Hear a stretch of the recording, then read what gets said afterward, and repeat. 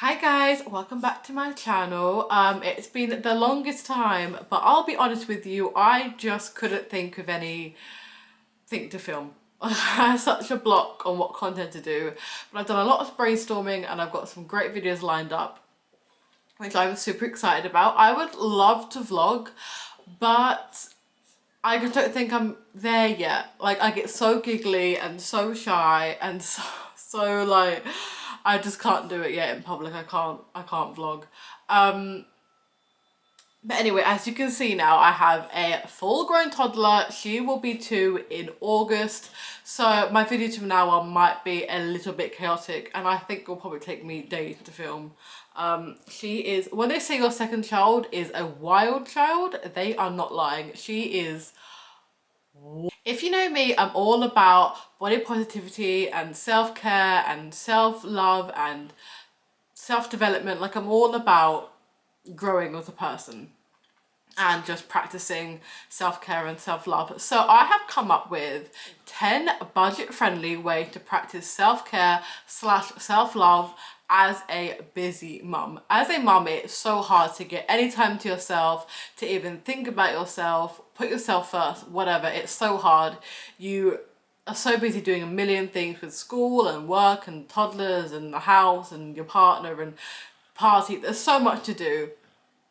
But we really do need to learn to prioritize ourselves, fill our own cup up, and if we don't look after ourselves, we end up breaking down, we end up just crying all the time. We can't do the best for our kids, we can't do the best at our job, we can't do the best for our house. It's so important that actually, to be the best mum, we have to be the best version of ourselves first. So here are 10 busy doing a million things with school and work and toddlers and the house and your partner and party. There's so much to do. But we really do need to learn to prioritize ourselves, fill our own cup up, and if we don't look after ourselves, we end up breaking down, we end up just crying all the time. We can't do the best for our kids, we can't do the best at our job, we can't do the best for our house. It's so important that actually, to be the best mum, we have to be the best version of ourselves first. So here are 10 easy, budget-friendly ways to practice self-love as a mum. First up is go for a walk, either solo or if you can, when your baby naps, go for a walk then. I know the weather makes it hard, like in the winter when it's raining, I definitely do not want to go for a walk. So I tend to only do it in the summer or when it's not raining at least. But it's so important. I always grab a drink from home, or I go get a cheeky Costa and I'll grab my headphones and I'll put a podcast on, or I listen to music and I just go for a walk around the park, around any green areas I have. It feels so good. Even if you've only got 10-15 minutes to do the walk, do it. Getting outside, getting fresh air, moving your body, listening to what makes you feel good, it makes such a difference. And I know, well, I start going so crazy because I've not been able to go out on one of my self-care or self-love or mental health walks, whatever you want to call them. Go outside and get a walk in. I feel like there are just so many benefits. It clears your head, it boosts your endorphins, it gets your body moving, you feel better about yourself. Like, there's no downsides, really, in my opinion, in what I know, to going out and getting a walk in. Are you staying here for the whole video? Number 2, it sounds so simple, but this is what I think most mums forget. Once, if not twice a week, make a meal that you love and that you want and crave. I know we get so caught up in making what our kids are going to eat and what they need to eat and what our partner loves, and you kind of forget to make the meals that you want. I am so guilty of it. I know that I'm going to make this meal because Rab loves it, or I'm going to make this meal because it's Archie's favourite, or I'm going to make this meal that I don't really like but it's got a lot of goodness in it. And I forget that my opinion matters and that I should be able to cook a meal that I also love and want. Sometimes this means either having to cook multiple meals, or it means having to give like my partner and kids a meal that maybe they don't like as much but I love, and that's okay. That's okay. They can eat it. It's absolutely fine. You need to make sure that you are listening to your body and making yourself happy by actually eating the foods that you want to eat and not just making everyone else's favourite meal. I think she's staying for the whole YouTube video. Are you staying for the whole video? Right, number 3 is find yourself a hobby. It could be a mental hobby or a physical hobby, but it's so good to have something that's for yourself, that you can do by yourself or with a friend, that is just going to fill your cup up. So you could do something mental, like I love to do Sudoku, or I love doing puzzles, or you could like knit something. Or then you've got a physical, you could do yoga, you could do a second bin class, you can do some Pilates, you could go for a run, just a hobby that's for you. It doesn't have to be expensive. You can go on YouTube and find a tutorial for pretty much everything. Like there's free yoga classes, and then there's how to knit, and there's how to make this, and there's how to make that, and there's how to start this hobby. Like literally any hobby that you want to do, I'm like 99.9% sure you can find a tutorial for it on YouTube. I forgot what the platform was called then. My personal favourite hobby is puzzles. I love going to charity shops, finding puzzles that I want to get. You can actually get puzzles for like £1, £2, £3, £4. And yeah, I have to do it once the kids go to bed. I could do it with just my 6-year-old around, because he wouldn't honestly be bothered, he wouldn't care. But April would want to do it with me. She'd want to throw pieces everywhere. It would be a nightmare. So I don't get to do it a lot, but once they're in bed and I've got a free night, trust me, I'm getting my puzzle out. I don't know if anyone is interested, but my favourite puzzles are the Wazzy jigs. They come in a black box, and basically they are not, the puzzle that you create is not the puzzle that is on the box, and I think they are really, really interesting. My mum brought me up on them. We would do one every single summer since I can remember, and yeah, we love doing them together. I have just got her some blocks to play with, so apologies if you hear lots of banging and clashing. But this is how we get stuff done, isn't it, as mums? Anyway, number 4 is a completely free one, but one that is so overlooked, is setting boundaries with the people in your house. That's your partner, that's your kids, that's your parents, that's whoever is in your house. Set clear boundaries with them to protect your peace and to protect your happiness. If you are not clear with people about what you expect from them and what you want and what is acceptable for you, people can walk all over you. It can cause confrontation.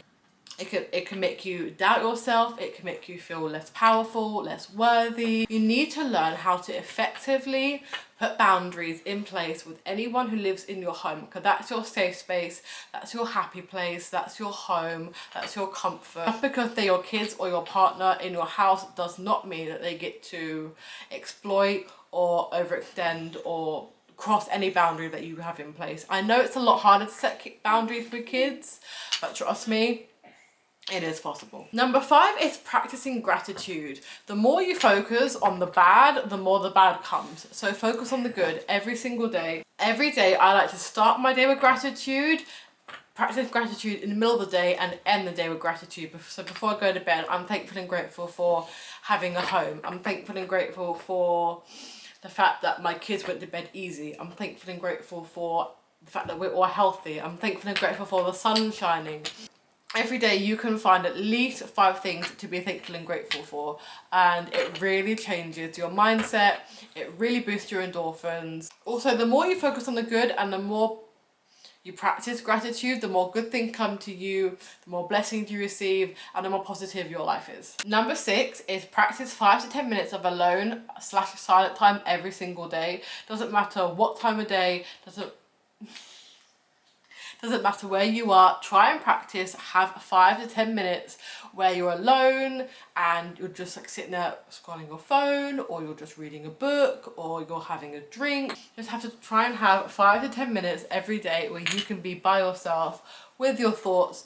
You can take a breather, you can slow down, and you can just get in the right mindset. Number 7 is celebrating small wins every single day. 2 things on this. First of all, I feel like we only celebrate the big wins, like the exam results, or getting a new job, or the new car, or the new house. We never celebrate the small wins. Also, I feel like as a mum, we spend all day criticising ourselves. Oh, we shouldn't have yelled at our kids, or we should have spent more time with the kids, or we could have done more laundry, or the house isn't clean enough. There is so much on our plate and there's so much to criticise. So every day, celebrate the small wins. Celebrate the fact that you got ready today and you didn't stay in your pyjamas.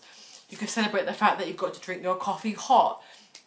You can celebrate the fact that your kids went to bed and had a good day. They're happy, they're healthy, they had a good day. You can celebrate the fact that you play with your kids. You might have only play with them for 10 minutes, but you played with them.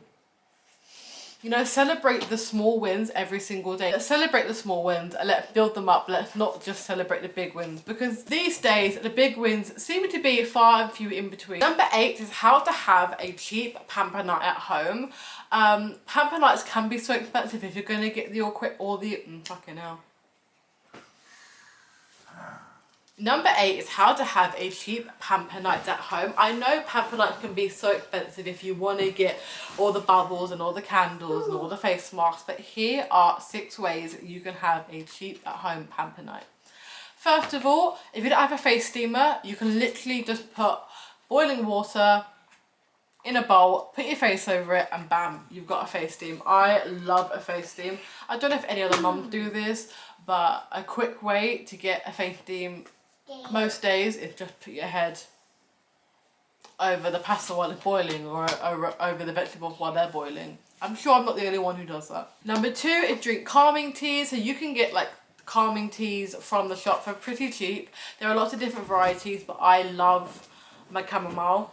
After a particularly stressful or chaotic day, I love to have a chamomile. Get yourself a little treat, so get yourself some chocolate, a bag of crisps, a donut, a cookie, whatever you want, eat the treat. Another one is getting a bubble bath or a bath soak. I have this Dove bath soak, which I will link below, and I love it. I put it in like a bath once a week and I come out feeling so soft, so relaxed, so nice. I really think it's a mental thing. It's not necessarily doing a lot, but because you know it's in the bath, you feel more pampered, you feel more luxurious, and you feel better. Lastly, I'm going to link a bundle below that I found on Amazon, and it was a mask bundle, and it was like £15, and it came with a lip mask and an eye mask, and it had mud masks, and it had face masks, and I think they were like 24 or something.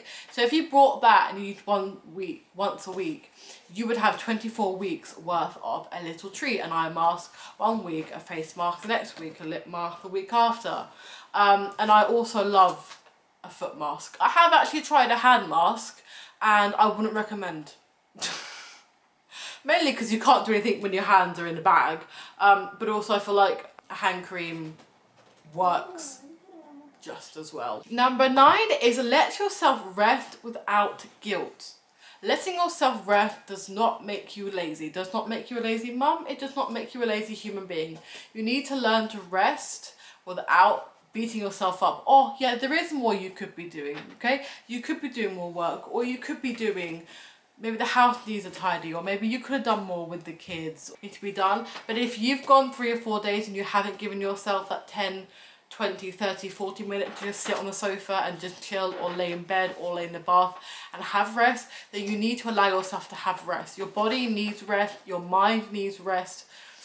Isn't it exhausting when you keep going, and you think, oh, I've got 10 minutes here, I'll fill it with playing with the kids, or I've got half an hour here, I should tidy up the house. It's so exhausting and you're going to get burnt out. So learn to have half an hour rest, put on a show you love, read a book, scroll on your phone, and know that actually it's really healthy and important right now that I'm resting my body, so that tomorrow when I need to do that thing that I need to do, I can do it to the best of my ability. Lastly, I'm going to teach you 5 affirmations to say to yourself that are going to make you feel better about yourself as a mum. Right, here's the 5 affirmations you can use to start off your day, or you can say at the end of the day, or it's always great to say in a minute of stress or anger or anxiety. Repeat after me, say these every single day, write them down in your notes, write them on a piece of paper, whatever you've got to do. Here we go. I am doing my best, and that is enough. My love is powerful and it shapes my child. It is okay to take care of myself too. I am growing and learning just like my child. That one is very important. Well, thank you so much for watching. I hope you found these helpful, and I actually have a load more that I can go through. So if you're interested in knowing more and you want more, please do let me know below in the comments. I'm not going to promise I will come back to weekly uploading, but I will do my best to upload as much as I can. With 2 kids is absolutely nuts. But the last thing I want to say is if you want self-care and self-love content every single day and body positivity content, make sure to follow me on Instagram at Learningtoloveyourselfwithel. I'll put it in the link below, in the comments below. And what I want to say is, if you are really passionate about practicing self-love and self-care and you want to get better at it, I actually sell a 75 way to practice self-love PDF on my Instagram, which, like I said, it's linked in my bio. It's £3.47 and it just shows you 75 ways to practice self-love. That there are mental ways, there are physical ways, there are surface level ways, and there are also deeper level ways to help you do the work. And I will see you guys again soon. Bye.